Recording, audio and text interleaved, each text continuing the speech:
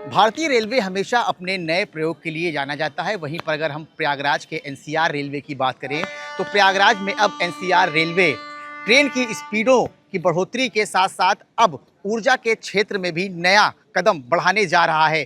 तस्वीरों में आप देख सकते हैं कि इस वक्त हमारी मौजूदगी प्रयागराज के रेलवे जंक्शन पर है, जहां पर आप एक ट्रेन यहां पर खड़ी है और उस ट्रेन पर अब सोलर पैनल का इस्तेमाल अब किया जा रहा है। यानी कि जो यात्री इस ट्रेन में सफ़र करते हैं उनको अच्छी से अच्छी सुविधा देने के लिए यहाँ पर सोलर पैनल का प्रयोग किया जा रहा है। और इस एक कंपार्टमेंट की बात करें तो एक कंपार्टमेंट में लगभग 21 सोलर पैनल का यूज़ किया जा रहा है, जिससे कि जो कंपार्टमेंट में जो उपकरण यूज़ होते हैं उसको लेकर कम से कम जो है वो खर्चे इस ट्रेन पर गिरे। तो कुल मिलाकर अगर हम बात करें तो रेलवे हमेशा अपने नए प्रयोग के लिए जाना जाता है और इस बार अब एनसीआर ने एक नई मुहिम चालू की है ऊर्जा के क्षेत्र में। अब लगभग एक ट्रेन की बोगी में 21 सोलर पैनल लगे हुए हैं और इसी तरह धीरे धीरे आने वाले समय में हर ट्रेन की बोगी में आपको सोलर पैनल की व्यवस्था देखने को मिलेगी। यानी कि यात्रियों की सुगम और अच्छी व्यवस्था बनाने के लिए रेलवे हर प्रकार के कार्य संभव कर रहा है। Saurabh Mishra, ABP news, Prayagraj. Sir, ये बताएं क्या है पूरा ये मामला और किस तरह का पायलट प्रोजेक्ट है और आगे किस तरह से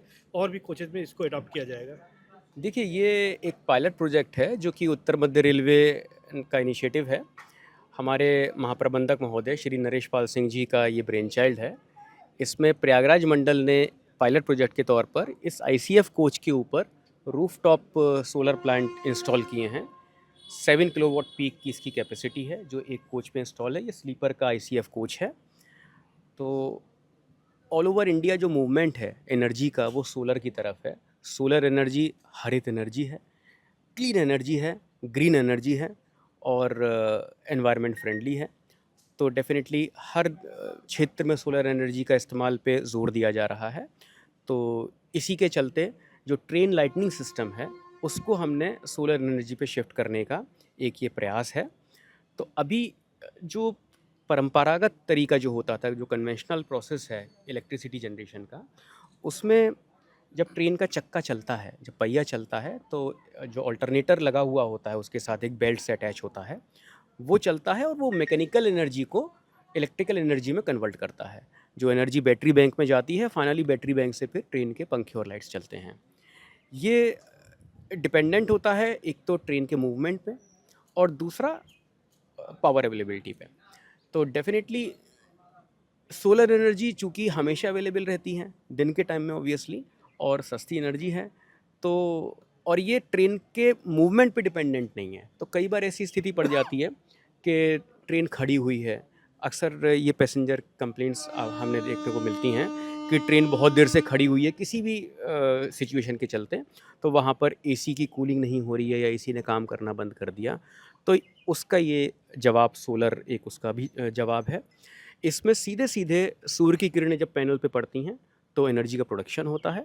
वो एनर्जी बैटरी बैंक में जाती है और बैटरी बैंक के बाद वो पंखे और लाइट्स उससे चलते हैं। तो अगर कहा जाए तो 2 बहुत बड़े फ़ायदे इस सोलर कोच के होने वाले हैं। पहला तो पर्यावरण की दृष्टि से, अगर सीधे सीधे हम बात करें कार्बन डाइऑक्साइड एमिशन की, तो लगभग 11 टन CO2 एमिशन पर एनम एक कोच कट करने में सक्षम है।